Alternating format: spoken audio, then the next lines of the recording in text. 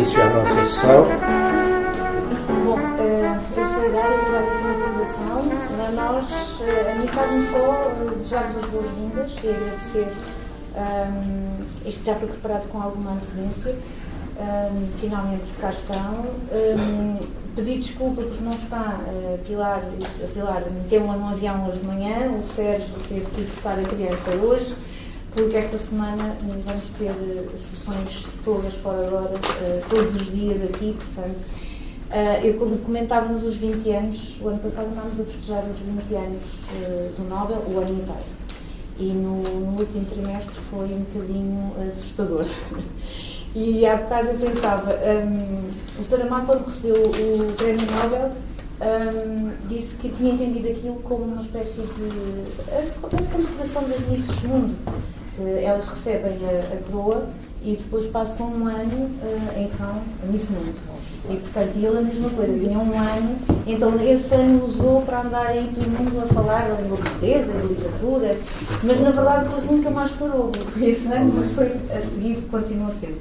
E nós festejamos os 20 anos, mas eu acho que não vamos parar, porque este mês não só continuamos com uma atividade aqui muito intensa, quase todos os dias depois das 18h30, portanto, sejam bem-vindos hoje, quando quiserem, para a nossa programação, noutra altura qualquer, e aqui estamos à vossa disposição. Obrigada, Marcos. Obrigado.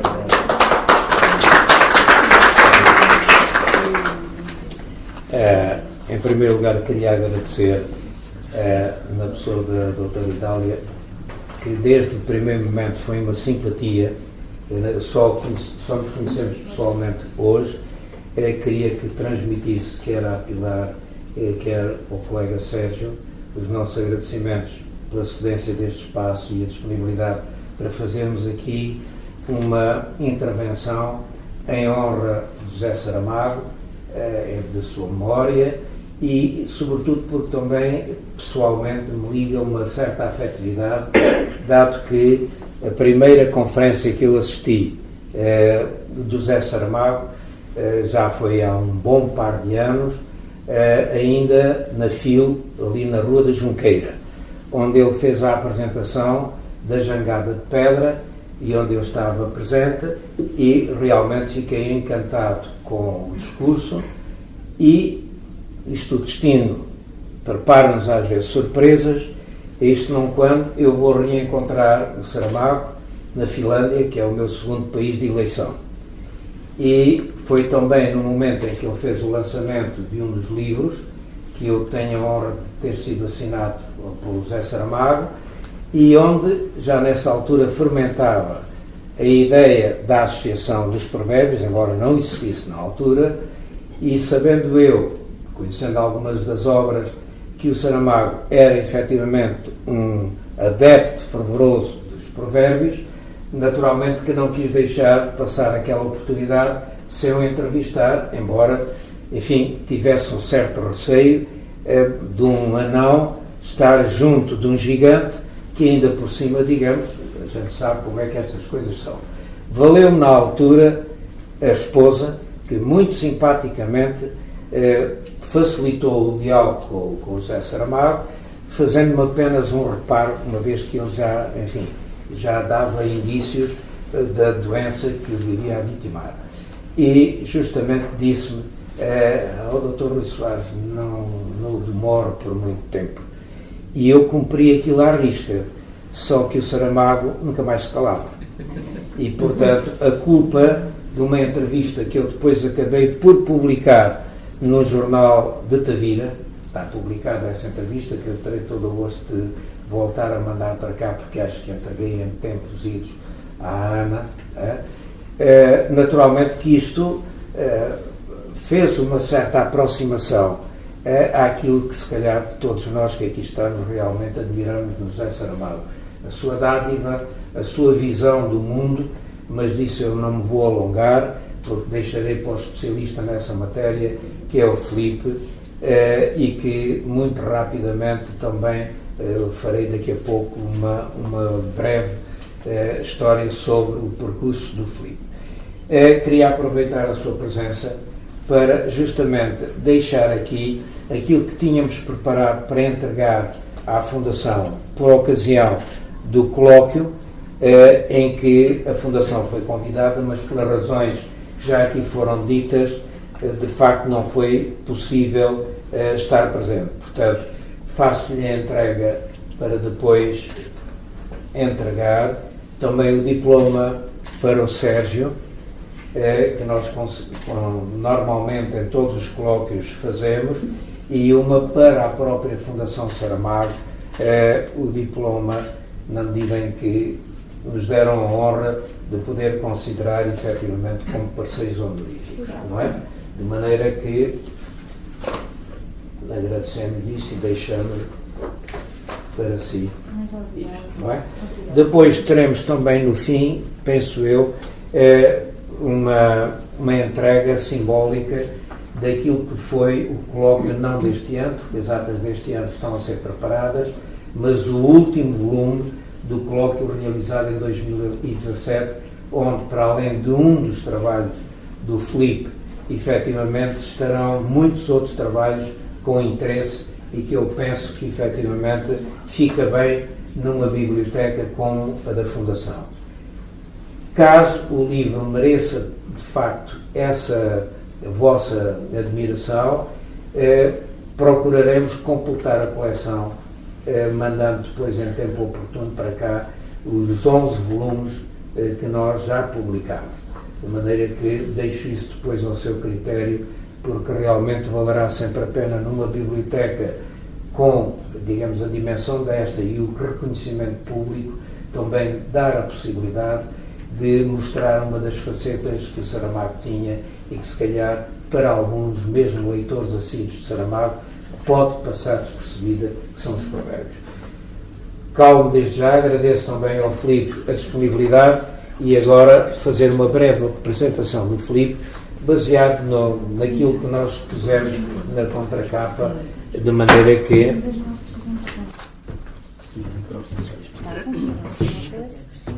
Eu também penso que se calhar ouve-se bem, não é? Se calhar não precisam de micro. Então, realmente, em relação ao Filipe, temos também aqui uma particularidade afetiva que tem a ver com o facto de, há cerca de 30 anos, termos sido colegas justamente no primeiro mestrado em Relações Interculturais promovido pela Universidade Aberta.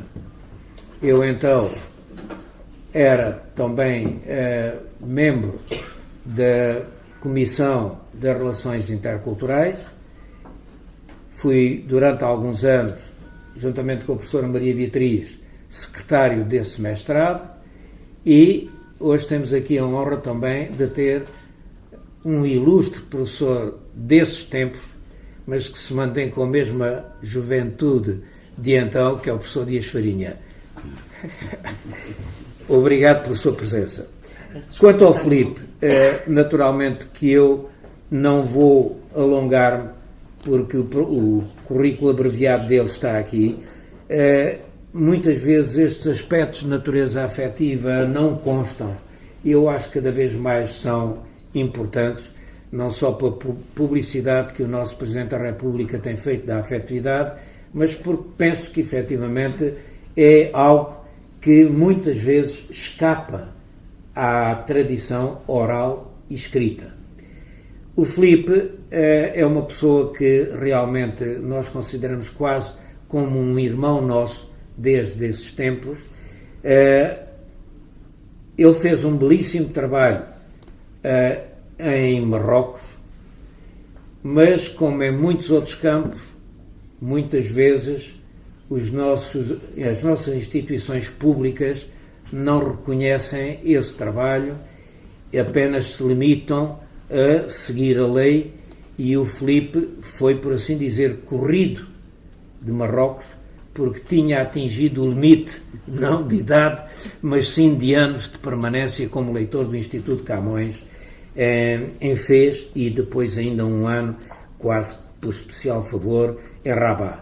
Quem perdeu foi efetivamente, digamos, Portugal, porque o trabalho que ele tinha feito e que fez, na altura, foi muito bom, e se outros índices não houvesse, nós temos hoje, em Portugal e em Itália, tanto quanto eu saiba, não sei se haverá em mais algum outro país, alunos ou ex-alunos do Filipe que neste momento ensinam a língua portuguesa em Itália e noutros países.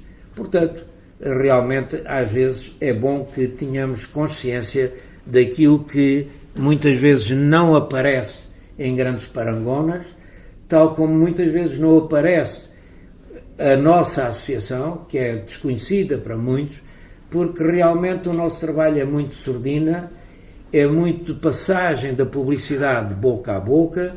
Também já tivemos o prazer de convidar o professor Dias Farinha para ir a Tavira nas jornadas históricas de Tavira, há alguns anos atrás, mas realmente a atividade da associação pauta-se mais por motivações de natureza profunda do que propriamente por espetáculos que realmente atraem multidões. De qualquer maneira, e para quem esteja por dentro destes assuntos, acho que vale a pena referir o número de participantes justamente no último colóquio, que também temos aqui vários participantes nesse último colóquio, que congregou à volta de 120 pessoas de todo o mundo, incluindo a Nova Zelândia. Já tivemos outras ocasiões com pessoas da Austrália, etc. E realmente, para esse colóquio que se vai realizar este ano, de novo, entre 3 e 10 de novembro, infelizmente, a nossa televisão é convidada todos os anos, mas até à data ainda não teve disponibilidade para mostrar um pouco daquilo que por lá se passa. Pode ser que este ano a questão tenha outra dimensão, na medida em que, no dia 30 do mês passado, a RTP2, no seu programa Sociedade Civil, deu-nos antena durante 1 hora. E hoje mesmo, a esta hora, no Portugal Direto está a passar, penso eu, justamente uma outra reportagem feita em Castro Marim com aquilo que nós gostamos, que são as atividades que nós fazemos durante todo o ano. E essas, muitas vezes, são descuradas por quem tem responsabilidade, quer no campo da cultura, para onde muitas vezes os fundos não existem, quer no campo da educação. Mas isso já não é problema nosso e, portanto, termino com umas palavras de agradecimento a todos vós e ao Filipe, mais uma vez, por terem todos aceito o convite para estar aqui um pouco a ouvir aquilo que o Filipe tem para vos dizer sobre o livro que alguns de vós já têm em mãos.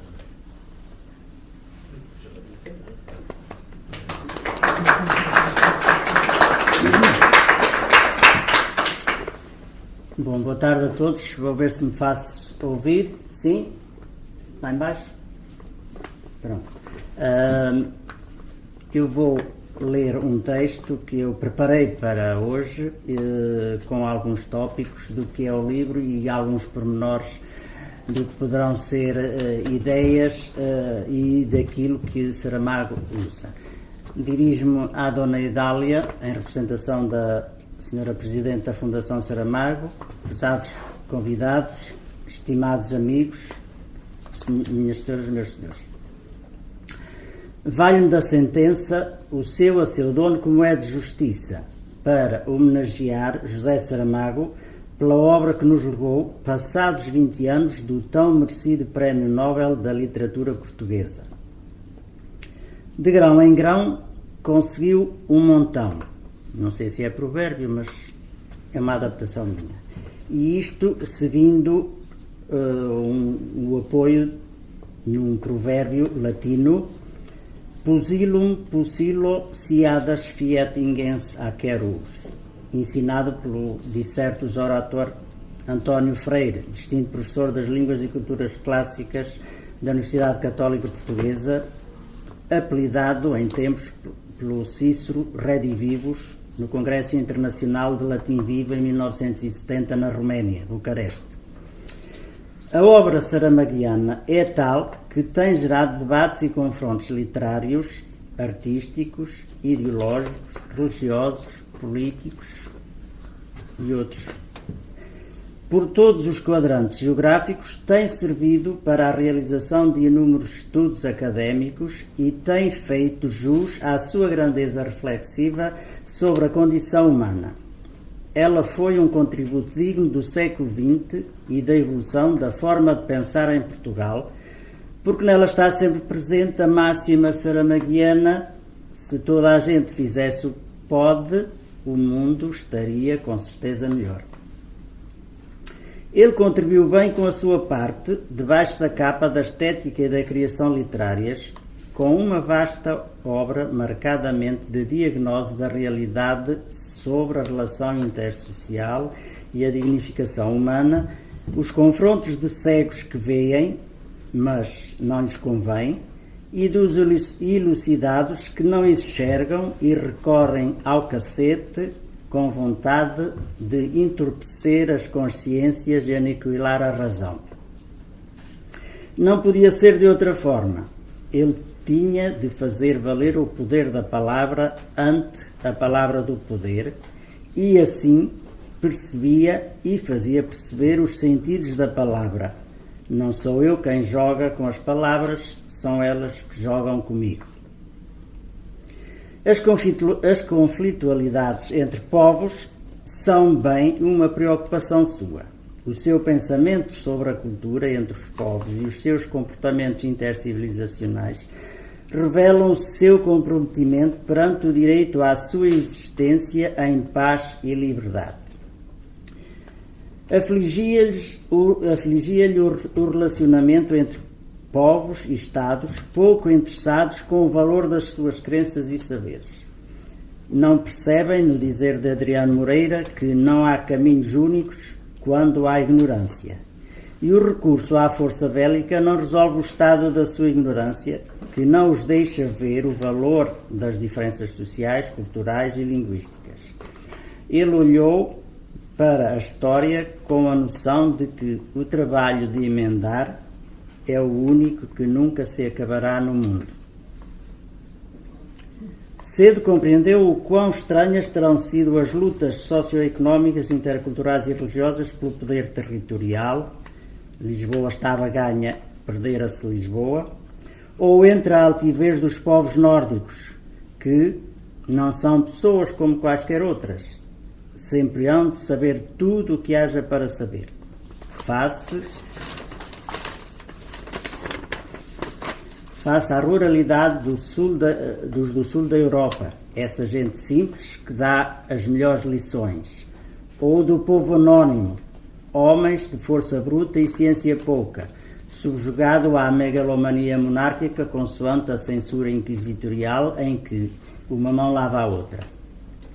E cedo sentiu quão penosa era a vida dos humanos. A pobre não emprestes, a rico não devas, a frade não prometas. Na verdade, é preciso ter muita paciência para aturar os seres humanos, mas uma boa coisa que a ignorância tem é defender-os dos falsos saberes, e não se deve julgar mal o que bem ainda não teve tempo de provar-se. Saramago foi apelidado por Harold Bloom de mestre na capacidade de retratar o mundo real. Na verdade, cada um é para o que nasceu. E ele é igualmente mestre no recurso ao provérbio para fortalecer a estética literária e a mensagem de humanidade das suas obras, e usa-as à sua medida ao ponto de defini-lo como fórmulas de sabedoria condensada para uso imediato e efeito rápido, como os purgantes, e de ser apelidado de mestre em provérbios por Helena Sereno. Ele tê-lo-á declarado a Helena Vaz Duarte: estou a chegar à conclusão que sem a bengala dos provérbios não teria chegado a ser escritor. É difícil não compreender Saramago sem provérbios, e ele deposita neles a grandeza da palavra. Os ditados, se quiserem ir dizendo o mesmo por ser preciso continuar a dizê-lo, têm de adaptar-se aos tempos. Não posso deixar passar a ocasião sem manifestar os meus agradecimentos à senhora Presidente da Fundação Saramago, por se dignar acolher na sua sede o lançamento da proverbialidade na narrativa de José Saramago. Os provérbios são a base desta publicação, fruto da compilação dos artigos sobre algumas obras de José Saramago, apresentados nos colóquios de Tavira, impulsionado pela AIPIAP, Associação Internacional de Paramiologia, e pelos espíritos colóquios interdisciplinares anuais e dos seus doutos mestres, e assim finis coronat opus. Mas é certo que quem quiser os fins terá de querer os meios, e assim aconteceu. É graças à associação que esta obra se realizou. Foram muitas as provocações, os desafios e o trabalho de Rui e Marinela Soares, aqui presentes. Os estímulos de Otilau Akangas, Arvo Krikman, Stanislav Prendota, Isashi Matsumura, Ma Shangsham, Gyula Paxolai, Anita Naxicione, Valery Mukienko, Ron Solis, e acrescento o professor Dias Farinha, que me veio acompanhar hoje, que foram importantes para que eu realizasse esta obra, aos quais agradeço. O incentivo de antigos mestres como Wolfgang Mieder e František Čermák, distintos membros honorários da Associação Internacional de Paramiologia, foi muito enriquecedor pela força que dedicam à causa da paramiologia, e não posso deixar de me congratular e de endereçar os meus sinceros agradecimentos. Saliento o prefácio que o distinto professor Mieder, com os magistrais saberes proverbiais, se dignou redigir para esta edição, em reforço da mensagem sociocultural e linguística, ao assinalar que os provérbios tornam-se reflexões metafóricas sobre a sociedade, e fica claro que Saramago às vezes está a pensar com provérbios. Saramago concebia as suas obras como se traduzisse acontecimentos históricos falados à luz da atualidade.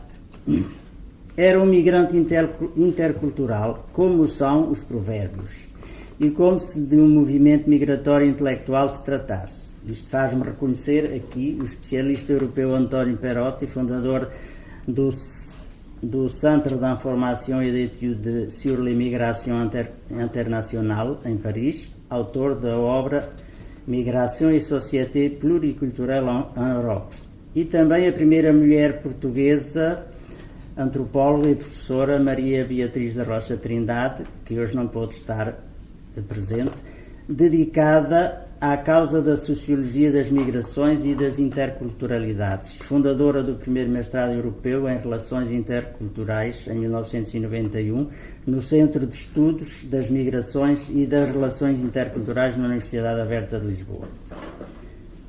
Com esta obra, pretende realçar o testemunho da força de todos aqueles que depositaram em mim, e dizer-lhes que a vontade tudo pode, mas é preciso termos a noção da verdadeira dimensão do poder da palavra, porque não há pior cego que aquele que não quer ver, e pode cair-se na cegueira da racionalidade e na animalização dos humanos.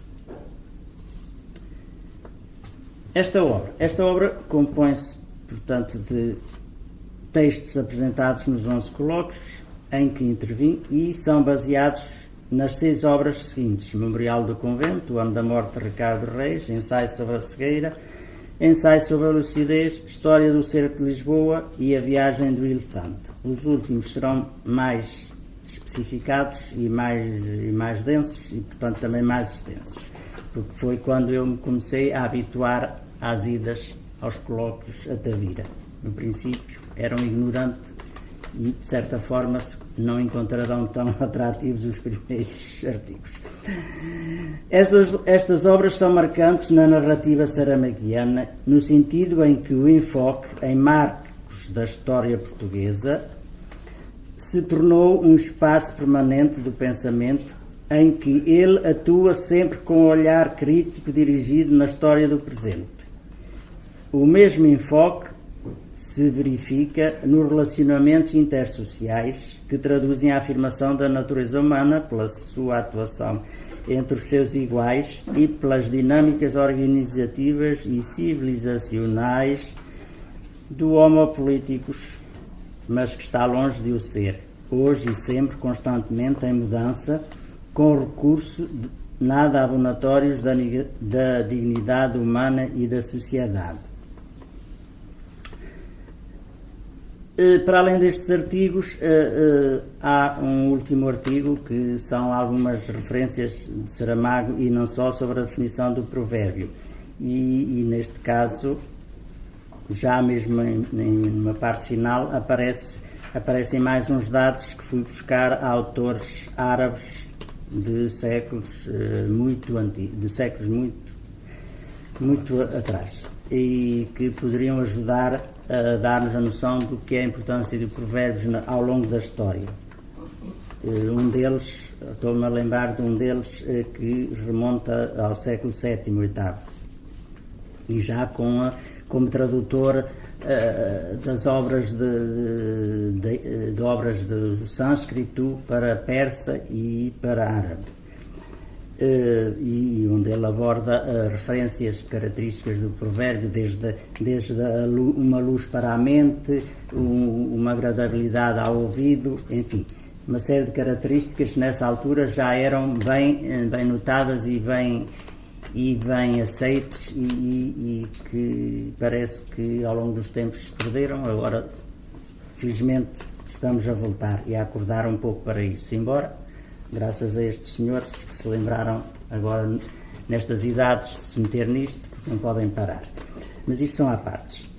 Há também um capítulo que são exercícios, tentativas de exercícios da forma como podemos abordar os provérbios, tentativas ligadas à língua, como fazer, e portanto é algo que nos pode ajudar como forma prática para dizermos que afinal os provérbios não são aquelas coisas lá do mundo rural e dos nossos antepassados, que já não têm nada a ver com a realidade, mas eles ainda nos podem fazer pensar. Não é por acaso que são artigos, são pequenos textos, como dizem alguns autores, que podem encontrar aí, ligados seja à metaficção, seja o que é o provérbio em si, como um subgénero literário, e que nos pode dar a noção do que é o poder da argumentação, porque qualquer provérbio, como poderão depois encontrar, é uma história, e é uma história condensada, ou como diria a Alzira Seixo, é uma narrativa mínima condensada. Com 3 palavras, parece que o provérbio fica definido.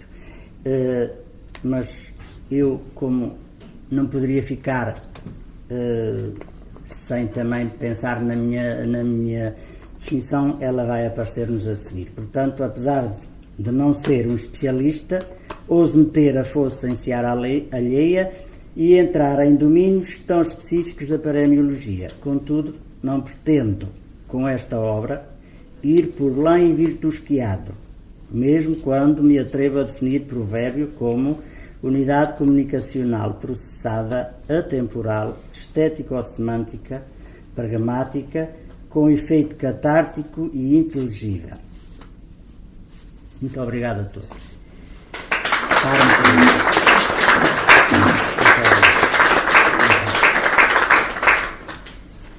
Não sei se... Naturalmente que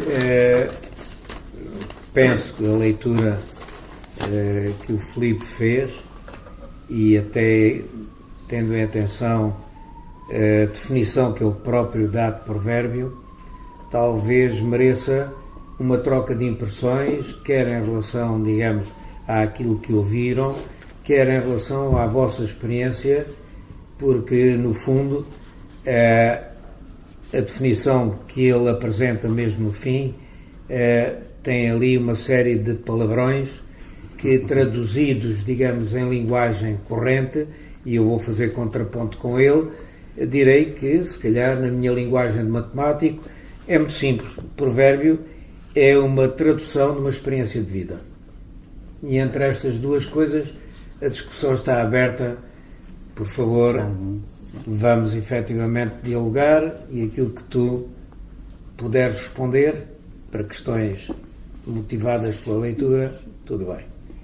Mesmo que a hora do jantar se aproxime, mas ainda temos muito tempo, a noite é muito longa. Bom, só um breve testemunho que pode ser de interesse para todos sobre o autor deste livro aqui presente. Eu conheci a Filipe Pires como leitor de português na Universidade de Fez e depois na Universidade de Rabat.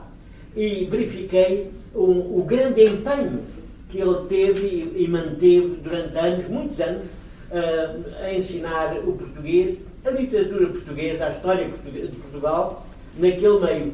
E foi de tal forma rica que vários portugueses foram também acompanhar o trabalho de Filipe Pires na cidade de Fez e depois de Rabat. Portanto, foi uma atividade cheia de valor que veio a ser traduzida depois num trabalho de uma tese de mestrado apresentada na Universidade Aberta, uma tese de mestrado muito rica sobre o ensino em Marrocos. Quem estiver interessado hoje em estudar o sistema de ensino num país árabe, em Marrocos em concreto, tem essa obra de centenas de páginas. É uma obra que no conjunto tem cerca próximo de 500 páginas. Portanto, encontra ali um vasto material para conhecer a educação, o sistema existente do país árabe, que é o país muito próximo de Portugal, na medida em que a capital, Rabat, ainda mais próxima de Lisboa do que Madrid. A própria cidade de Madrid. Portanto, foi esse testemunho que, no fundo, se vê espelhado neste livro. E lá está. Vieram, logo na primeira página, em árabe, vários provérbios também usados no mundo árabe. Lembrar-se, como todos sabem, que o mundo árabe foi muito rico em provérbios e que muitos deles passaram para a língua portuguesa, para a história de Portugal, para os costumes portugueses, e naturalmente que este livro é muito rico, portanto, nesta intuição e nesta prova do património antigo árabe em Portugal e, evidentemente, na obra de José Saramago. José Saramago também conhecia muito bem estes problemas e, portanto, esta obra agora surge como um complemento muito interessante sobre a própria obra de José Saramago. Muito obrigado. Obrigado. Muito obrigado, professor. Sabe que lembra-se do seu périplo em Marrocos, com a apresentação daquela sua obra célebre e do que nós passámos. Mas, o que o Filipe passou, sobretudo. À meia-noite andámos à procura. Andámos à procura onde é que estão instalados, onde é que se perderam. E pronto, é um pouco isso. A tal referência que fez àquela tese de mestrado não está publicada, ficou na Universidade Aberta. Mas está disponível na Biblioteca da Universidade Aberta sim. E na Biblioteca Nacional. Mas só dizer que as tais 500, 600 páginas que estão à parte são em árabe. Pois já a parte portuguesa, sim. E muita coisa foi recolhida quase em fotocópias porque não havia outra maneira de encontrar nem de ter à mão. Mas pronto. Infante. Boa tarde. Eu quero fazer antes de mais um elogio prévio a uma coisa que me impressionou nos brevíssimos instantes, infelizmente, brevíssimos que tive a oportunidade de ouvir com o senhor. O português claro que fala, sem os estereótipos e os rodriguinhos que nós hoje infelizmente encontramos e tem pessoas que se julgam eruditas e fazem precisamente o contrário do que os eruditos ou os que pretendem ser fazem, que é falar claro.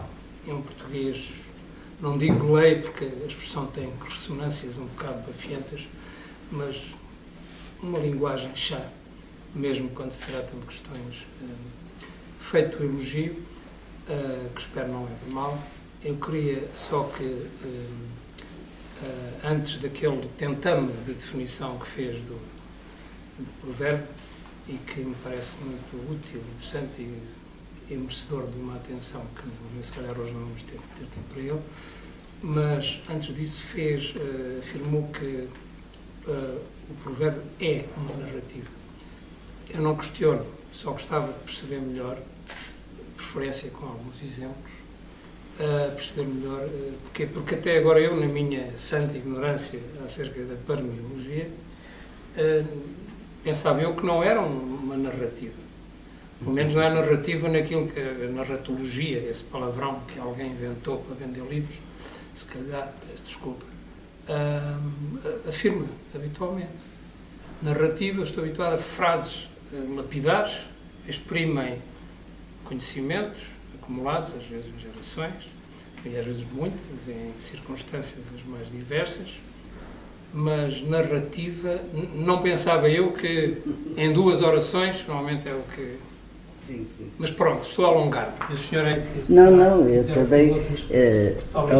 Obrigado pela questão e pela dúvida. Também, à medida que ia lendo, também me surgiam novas oportunidades de pensar e de ver um provérbio, uma história. E depois aquela definição da Alzira Seixo, da professora Alzira Seixo, quando diz uma narrativa mínima condensada.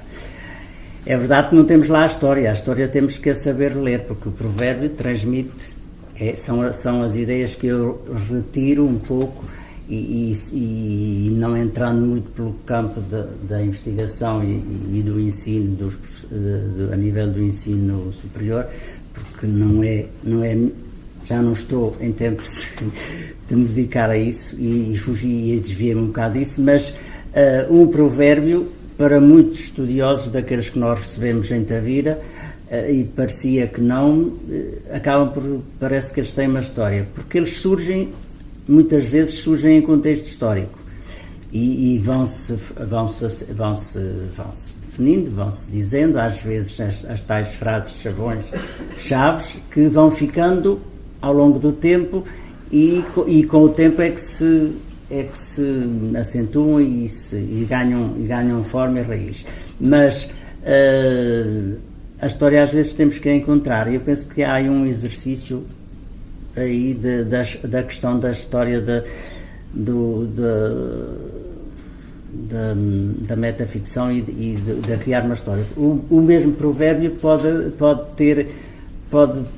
ser adaptado depois, pode ajudar a perceber algumas atuações em termos sociais ou em termos administrativos, em termos das relações intersociais entre pessoas. E eles podem encerrar uma história. Eu estava a tentar recordar-me dos exemplos que estão aí, de algum exemplo que está aí.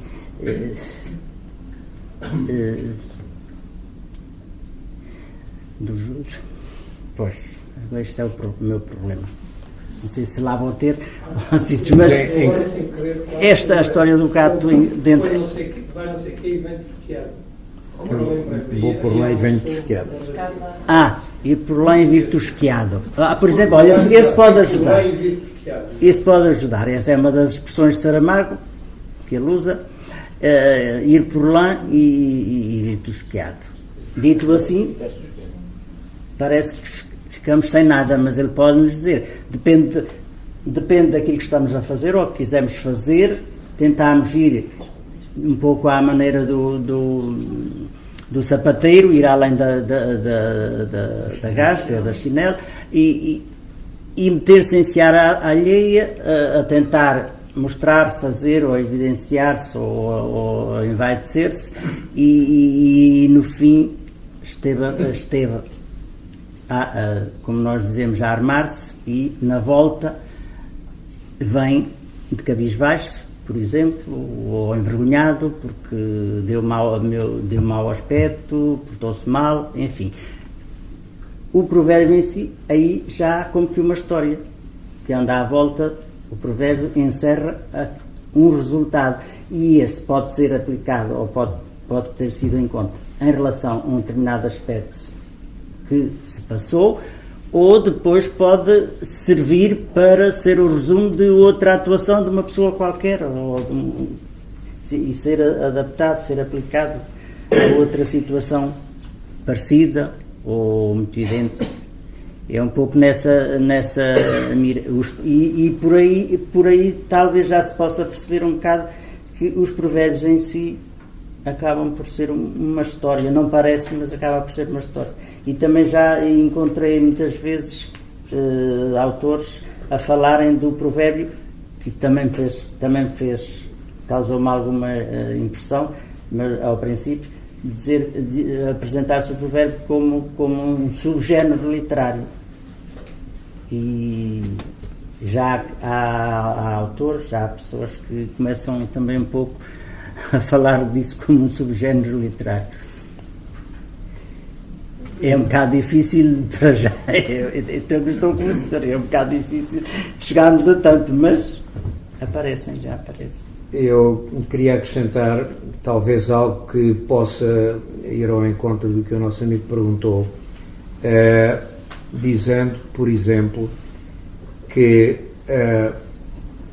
nós temos muitas vezes nas escolas tido autênticas histórias que normalmente alguns professores pedem para ser resumido num provérbio.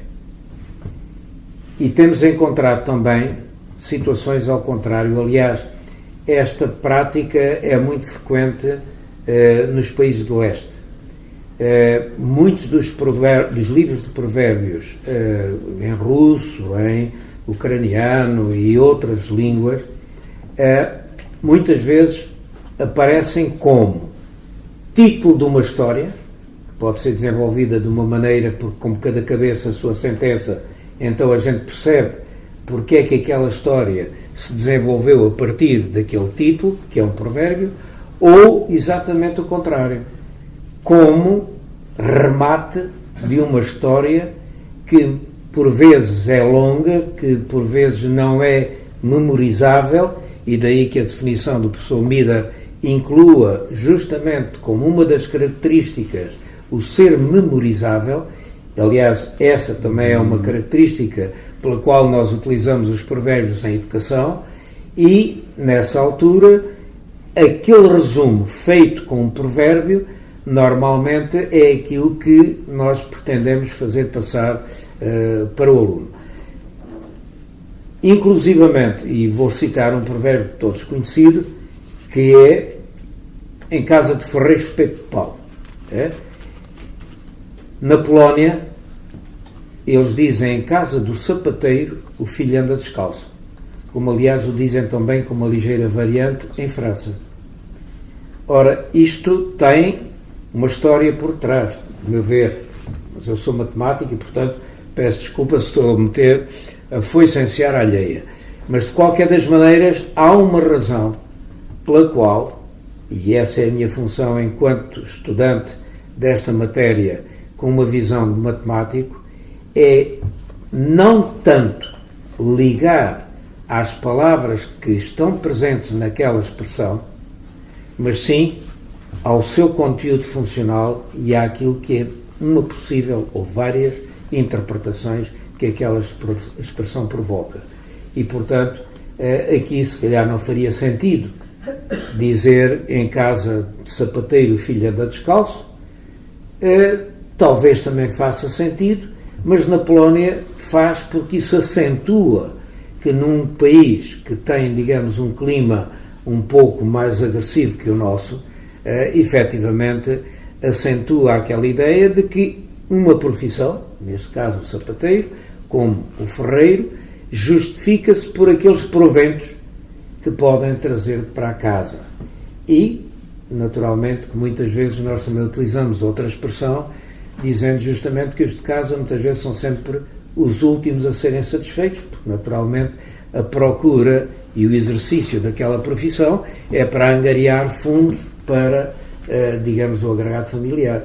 E, portanto, talvez aqui também se veja um pouco, no meu entender, digamos, a tal narrativa, em que contexto é que surgiu aqui o facto de falar no ferreiro e porque é que noutras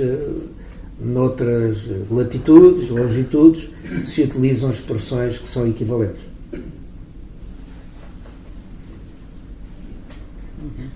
Diz-me. Uma ideia menos erudita, porque eu não tenho conhecimentos, nem sei avaliar os provérbios por essa via, não é?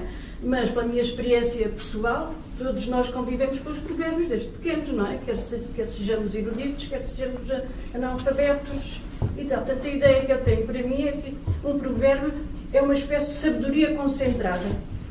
Que nós, para resolvermos uma coisa quando não sabemos, quando não podemos recorrer a um provérbio e temos aí muito apoio para resolver algumas situações da nossa vida.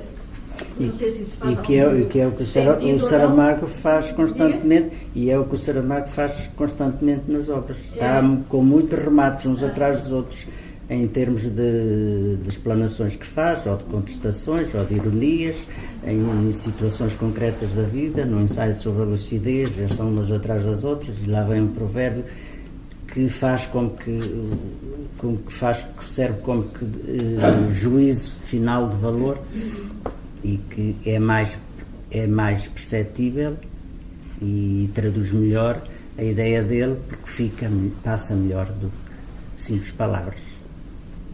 Daí eu ia dizer que as palavras é que jogam comigo. Renato. Para mim, uma vez que é um momento em que cada um de nós pode dizer aquilo que considera qual é a sua leitura, que é um provérbio.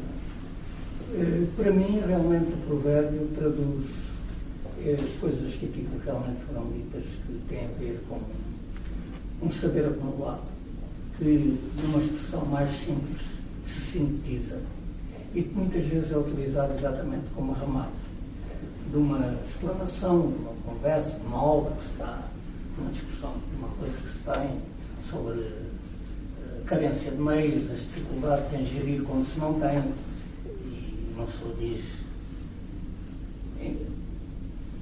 quando não há pão, todos ralham e ninguém tem razão. Quer dizer, e, portanto, por exemplo, quer dizer, muitas vezes uma longa conversa sobre educação, de que realmente desde a infância se deve educar, se deve moldar, se deve procurar ajudar a pessoa a evoluir no melhor sentido.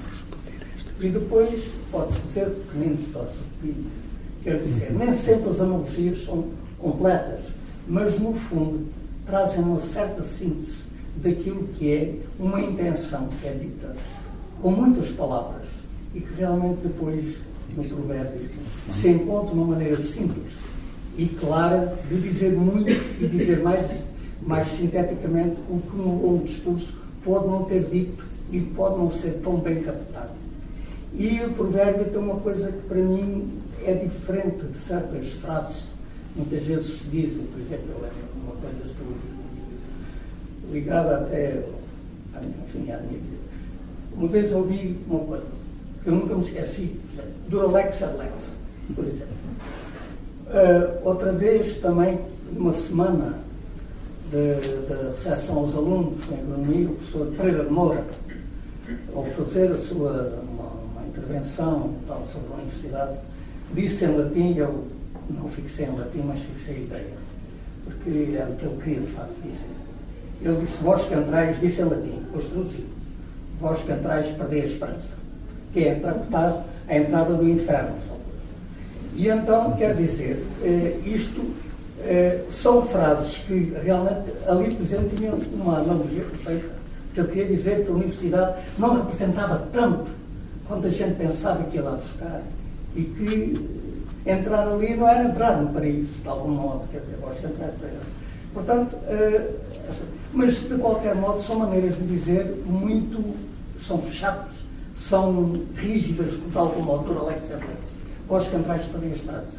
Quer dizer, é uma coisa com uma rigidez intelectual diferente de um provérbio, que tem, digamos, em si uma capacidade, e digamos, como que desperta a reflexão, não é perentória, ajuda a pensar, porque recolhe aquilo que é o pensamento de outro alguém que já sintetizou ali aquilo que foi a sua vida, não é? Ou alguma coisa da sua vida. Portanto, é um pouco por aqui que passa a minha leitura de Dom Pedro. Tentando ligar exemplos, e pegando no exemplo que o Renato deu, o Renato é engenheiro agrónomo. E, naturalmente, que alguns autores consagrados na área da paremiologia têm dado predomínio, ou deram predomínio, a uma característica que eles dizem que estudar provérbios é conhecer uma nação. E depois até esse estudo, Ladislau Batalha vai ao pormenor de encontrar proporções dos provérbios portugueses. E diz, não há dúvida nenhuma que este é um país agrícola. Isto era. Porque cerca de 80% dos provérbios portugueses têm relações com a agricultura ou com o clima, portanto, movimentam-se nesta área. Mas não era aí que eu queria chamar a atenção, mas sim no provérbio que tu há pouco disseste, que foi em casa onde não há pão, todos ralham e ninguém tem razão. Eu vou contar uma história verídica. Uma associada nossa deu entrada no Hospital de Faro, para muitos é um inferno, aliás o hospital nunca será o paraíso, não é? E, como sempre, ou quase sempre, ficou no corredor, numa maca. Entretanto, o filho, que é professor, soube e, passado algum tempo, foi ver o estado da mãe, pensando ele que a mãe já estava a ser observada. Continuava, efetivamente, no corredor, aguardando pela sua vez. E, como tem o sangue na guerra, realmente começou a disparar em várias direções. Até que chegou um médico, e o médico não recebeu bem aquelas palavras ditas pelo filho, demasiado talvez enfáticas, e claro, entrou no jogo e também começou a disparar, neste caso, para o filho. E a doente, que estava estendida numa maca, com dores horríveis, ainda teve coragem para dizer: Sr. doutor, filho, isto não há dúvida nenhuma que em casa onde não há pão todos ralham e ninguém tem razão. Acabou a discussão. Ou seja, o provérbio, à maneira de Mark Turner, projeta uma história. Pronto. Não sei se um mais este exemplo que eu há bocado pode ajudar, mas tu ias fazer uma pergunta. E eu só creio ser importante para todos os associados, muitos deles traduzem, que é um problema que está no centro ou melhor, é um dos aspectos centrais da problemática da tradução, penso eu, na minha ignorância, que é um dos aspectos fulcrais da tradução, é justamente o de tentar reduzir o número de sílabas, reduzir ou aumentar, ou aproximadamente aquilo que é na língua. E o que acontece é que normalmente as línguas não podem exprimir, por razões lexicais, de sílabas, etc., não podem exprimir no mesmo número de sílabas normalmente aquilo que outras dizem é mais, é menos. E lembrei-me da questão da métrica e do ritmo. Isto por causa da tentativa de definição dessa questão da métrica e do ritmo é absolutamente crucial, precisamente está ligado à questão da memorização. Devemos usar aquele recurso de Normalmente eles são provérbios e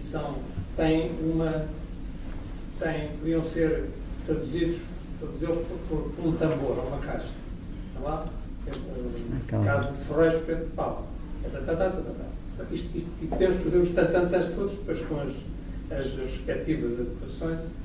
Queria que o Sr. Professor pudesse falar sobre esse aspecto da rima e da métrica, porque não é uma questão meramente léxica. Já sabemos, os léxicos são diferentes, portanto não podemos nunca fazer encaixar. E daí o recurso, muitas vezes, que é um desvio grande, é mais ou menos desaconselhável, traduz-se o provérbio de uma língua introduzindo elementos de situação ou circunstâncias completamente diferentes. ou seja, usando uma matriz. Mas o que lá está não se refere já à experiência, ao conjunto de experiências que originaram o provérbio original. Não sei se me expliquei. Sim, sim. Um fala de ferreiro, o outro pode falar de outra coisa qualquer. E essa maneira como as coisas se produzem, mesmo com capacidade de albergar tal o sentido íntimo do provérbio, tem muito a ver. É dificultada pela questão do ritmo e da manutenção do ritmo e de uma métrica mais ou menos adequada. Peço desculpa, eu não lembro um pouco. Mas também não consegui formular muito bem a questão sem ser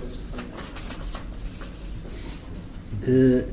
Eu posso dizer mais duas ou três coisas daquilo que me apercebo e, de facto, nessa tentativa de definição, ela ficou, mesmo assim, já ficou extensa demais, porque pretendia-se que não o fosse. E eu tentei evitar a parte da estilística, deixando pelo estético, porque senão teria que entrar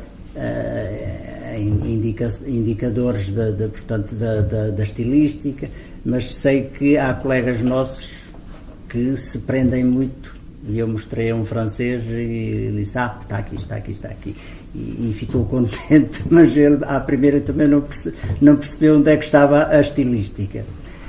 Aquele rapaz novo. Sim, o Damião. E temos aquela colega da Letónia que também, digamos, é especialista na parte da estilística. Mas muitos, os provérbios, eles podem, em termos da questão do ritmo e da métrica, é importante a questão de ajudar a memorizar. E lá está, alguns classificam, uns são binários, ternários, se calhar até chegaríamos a alguns quaternários, porque estava-me a lembrar, não é propriamente um provérbio, mas é uma daquelas expressões típicas, tu que sabes, eu que sei, cala-te tu e eu me calarei, do Saramago, aplicado a um determinado pormenor, mas, portanto, essa parte é importante para os provérbios. É claro que esta aqui, depois eu entro aqui nos palavrões um bocado baseados, um bocado rebuscados do teatro grego, ou se quisermos da tragédia grega, com a questão da catarse aristotélica, por isso é que vai a palavra, para evitar aquele efeito catártico inteligível, foi para não estar a esmiuçar a questão das funções, porque há definições de provérbios que enumeram todas as funções e mais algumas. E eu abreviei com estas duas palavras a questão do que é que o provérbio pode introduzir e passar para a pessoa, pode ser quase, e aqui vou buscar muito, eu aproximo muito do Saramago quando diz como os purgantes. Os provérbios são como os purgantes, e a partir daí da purga e da expurgação levou-me à catarse. E depois o inteligível tem a ver com todas as funções imagináveis, didáticas, enfim, sociais, todas elas, e evitei.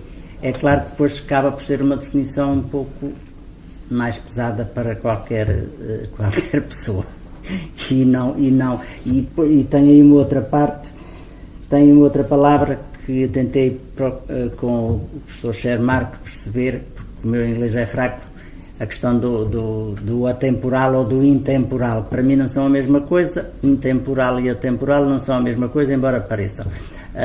E ele acabou por dizer que em inglês que era mesmo aquela timeless. Mas o atemporal tem aí a inexistência do tempo, enquanto que o intemporal é a negação. E a palavra em si, como significados, acabam por ser diferentes. Naquilo que eu entendo e que eu aprendi com o senhor que eu mencionei há bocado, o António Freire.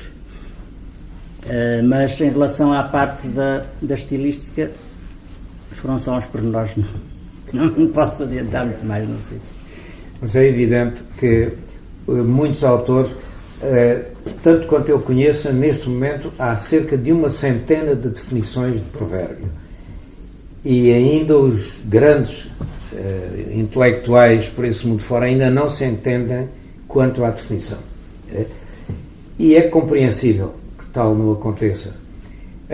Voltando à questão da métrica, da rima, essa é uma das características que em qualquer língua está presente. Normalmente, mesmo quem não saiba desta matéria, se ouvir dizer uma frase que tem uma determinada cadência e que apresenta uma rima, isso é provérbio. Ora, nada de melhor contra-exemplo do que dizer todos os caminhos vão dar a Roma. Toda a gente entende que é um provérbio e onde é que está a rima. E ainda mais espetacular é que toda a gente entende todos os caminhos vão dar a Roma, é um provérbio. E está aqui muita gente que sabe, já adivinha o que é que eu vou dizer a seguir. Se eu disser todos os caminhos vão dar a Tavira, toda a gente se ri. E eu pergunto, será que não dá para pensar que eu apenas substituí Roma por Tavira, uma expressão é reconhecida como provérbio e a outra não? Então o que é que falta aqui? Falta o decorrer no tempo suficiente para que esta expressão seja familiarizada.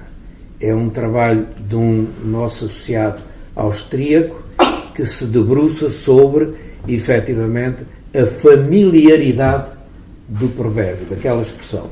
É como, em termos gerais, como dizer o seguinte, o vinho do Porto, quanto mais velho, melhor. Portanto, esta expressão que as pessoas agora sorriem, provavelmente acabará por, daqui a algum tempo, ser aceito. No entanto, aquilo que o nosso amigo Infante há pouco referiu é muito importante.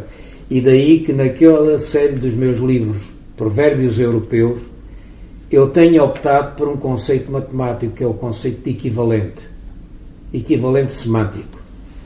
Porque vamos traduzir casamento-apartamento.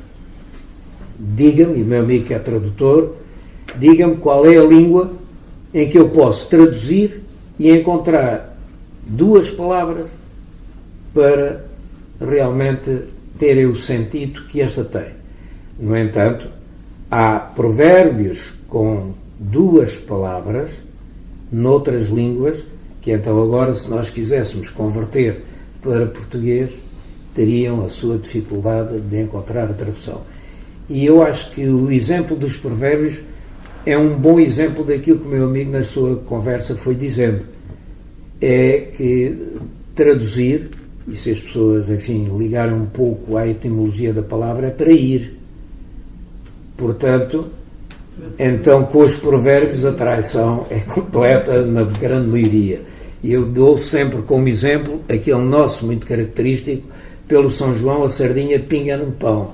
Então vamos traduzir em português, em inglês, em francês, a ver o que é que isto dá, não é verdade? De maneira que realmente é muito bom, e é nesse aspecto que nós, especialmente eu como matemático,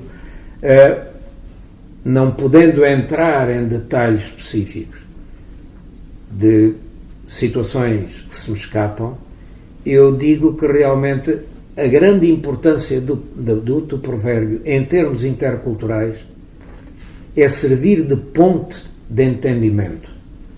Porque se eu disser uma frase curta, a pessoa que está originariamente noutra língua e que não entende, pede explicações. E se nós explicarmos o conteúdo daquela expressão, em francês é assim, em inglês é assim. E foi nesta base que eu construí esse livro de provérbios europeus, que são 111 provérbios, em que o português e a língua de destino, o último é o russo, estão presentes com o inglês de permeio, para que efetivamente, depois com exercícios adequados, a gente possa discutir aspectos da tradução, aspectos de estilo, aspectos históricos e outros que, naturalmente, muitas vezes só vêm ao de cima quando esta discussão é viabilizada. Caso contrário, pois, se a pessoa disser aquilo sem mais nada, sem uma explicação, a pessoa não entende porque não entende a língua ou não entende porque não faz sentido. Para terminar, veja-se a quantidade de provérbios existentes em português alusivos ao elefante. Eu reconheço um ou dois, agora até nem me lembro. Um deles até nem é bem um provérbio, é fazer de uma pulga um elefante, que eu penso que toda a gente também conhece. No Vietnã isso é frequente. Mas lá os elefantes são o pão nosso de cada dia, portanto. Então, realmente, isto é bom, porque, como dizia o Ladislau Batalha, os provérbios dizem muito daquilo que é a realidade daquele país onde ele se instala. Só acrescentava aqui um pouco no remate as dificuldades de Saramago para certos provérbios, quando ele os queria adaptar. Estava-me a lembrar, ou lembrei-me agora de água mole em pedra dura, tanto dá até que fura. E ele precisou de aplicar a outra realidade, que era água mole em brasa viva, tanto dá até que apaga, e acrescenta a rima que a põe a outro. Pois claro. Maria João. Eu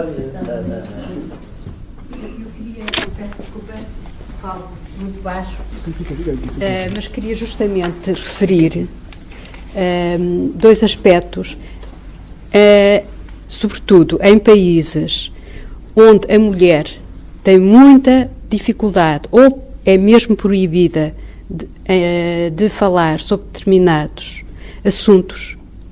Isto é, nos países da África Oriental, onde predomina a religião islâmica, e o outro exemplo que eu vou referir é passado em Cabinda, em Angola.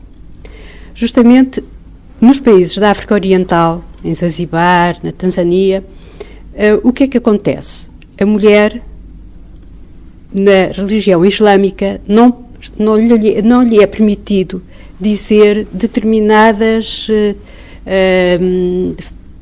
ter determinados comportamentos, dizer determinadas coisas, a um arguente. O que é que ela faz? Ela coloca um pano, daqueles panos que com certeza todos nós sabemos que são os panos, as cangas, que se usam também em Moçambique, que se usam em praticamente toda a África subsaariana, e coloca nesse provérbio, nessa canga, está escrito um provérbio nesta parte, portanto, na parte de trás da canga, do tecido. E o que é que ela faz com esse tecido? Imaginemos que há uma determinada senhora que está aborrecida com uma frase ou com um determinado tipo de comportamento que alguém teve. E ela não pode falar de boca aberta, não é? Não pode afirmar aquilo que quer. E, portanto, para o outro entender, ela vai, agora, neste momento do século XXI, já há muitas lojas que têm estas cangas com centenas de provérbios, com centenas de assuntos. Então, ela vai comprar, ela diz, olha, eu quero uma canga que tenha um determinado tipo de provérbio que justamente que indique aquilo que eu quero dizer ao outro, mas que eu não posso, do ponto de vista religioso. Então ela escolhe aquela que melhor lhe indica e coloca o pano. E toda a gente vai saber, justamente, toda a gente vai incluir com certeza aquela pessoa que ela quer que veja. Portanto, vejam o sentido e aqui a importância social que o provérbio tem. O outro exemplo é justamente as panelas de Cabinda. Agora, não tanto, com certeza, mas as panelas de Cabinda tinham provérbios por dentro da tampa. Porquê? Porque a mulher é a pessoa que faz a comida. Portanto, que prepara os almoços, os jantares, e ao homem estava proibido de saber determinadas receitas, de entrar no domínio em que a mulher era soberana. E, portanto, se o homem fosse retirar comida de uma determinada panela, ele podia, ao retirar a tampa da panela, podia ler o provérbio. É evidente que não estava escrito. O provérbio estava simbolizado, não é? E daí a importância, vejam a importância social de um provérbio, que são estes dois exemplos, não é? Portanto, de facto, quando nós dizemos que um provérbio contém uma história, é verdade, com certeza que é verdade. Depende daquilo que nós consideramos o que é uma história, não é? Mas há uma história nos provérbios.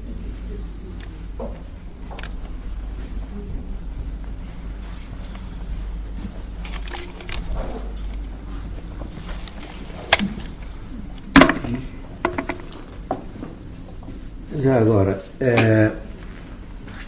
em relação àquilo que a Maria João disse, de facto é o provérbio, e seguindo as palavras que o atual embaixador de Portugal em Moscovo disse no prefácio deste meu último livro, os provérbios no meio diplomático são uma belíssima arma, porque são ditos não respondendo diretamente àquela pessoa, mas entrando na cabeça, no pensamento, na atitude daqueles que, estando presentes, aquilo lhe diz respeito.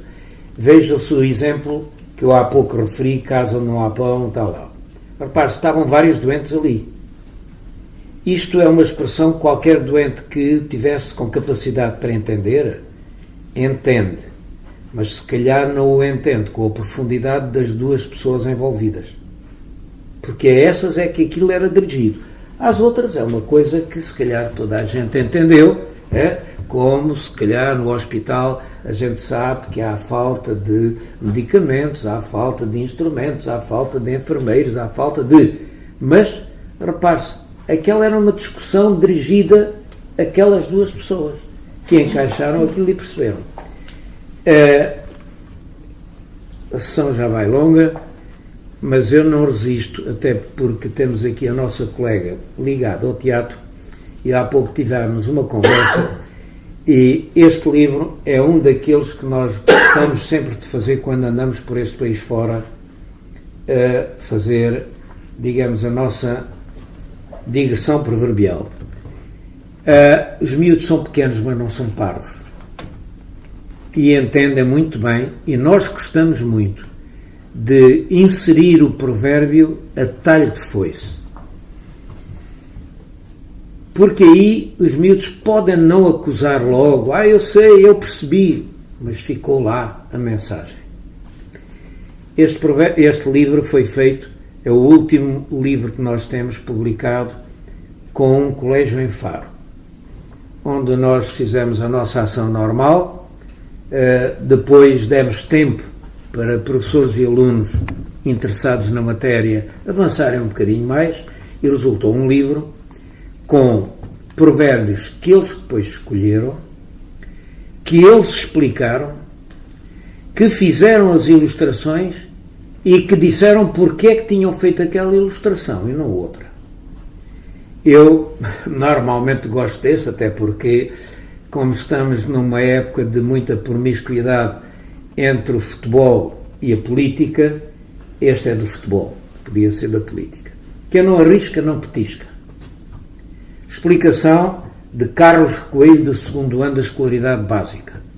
Portanto, 9 anos, por aí. Este provérbio significa que não devemos ter medo de tentar e devemos arriscar fazer aquilo que nos causa alguma insegurança.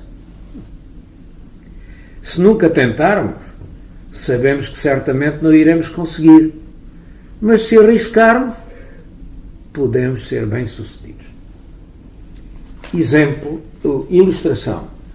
Um campo de futebol, eu explico porque daí certamente não se verá, um campo de futebol com a esquadria, meio campo para um lado, meio campo para o outro. Num dos campos está um jogador a chutar à baliza e meter o golo. No outro está um indivíduo meio apático. Explicação. Eu desenhei 2 meninos a jogar futebol. O número 34 arriscou a chutar e marcou o golo. O número 22 teve medo. Não arriscou. Por isso não marcou o golo e perdeu. No fim, ficou triste. Acham que é preciso grandes teorias para explicar a estas crianças o que é um provérbio? Como disse, não sei se há mais alguma pergunta que queiram fazer, mas o tempo já vai longo. Se não houver então mais questões a colocar, mais uma vez... Uma pequena questão desta história engraçadíssima das mulheres africanas com o provérbio. Quer dizer, o que eu penso é que quando esta mulher, neste caso, responde com um provérbio, não pode falar, por um lado, mas responde com um provérbio, ela responde não sozinha, não é frente à resposta sozinha, mas com todo o mundo que construiu, com toda a gente. Portanto, ela tem uma imensidão de gente atrás a dizer a mesma coisa, está protegida. Portanto, esta sensação de utilizar o provérbio desta maneira. E utiliza uma forma de comunicação muito potente no seu meio social. É.